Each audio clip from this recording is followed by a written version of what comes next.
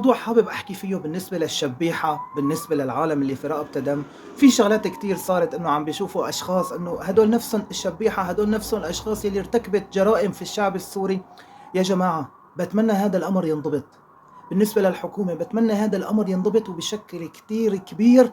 يعني الدم الشهداء، الدم السوري، أمهات المعتقلين، أمهات الشهداء، أهل الشهداء، قدروا إنه يتقبلوا يشوفوا هذا الموضوع. والشعب نفسه بتمنى إنه أي شخص بيعرف واحد شبيح، بيعرف واحد كان مع هذا النظام المخلوع، بيعرف أي شخص في رقبته دم يتوجه ويشتكي عليه على أي مخفر شرطة، على أي مكان قريب.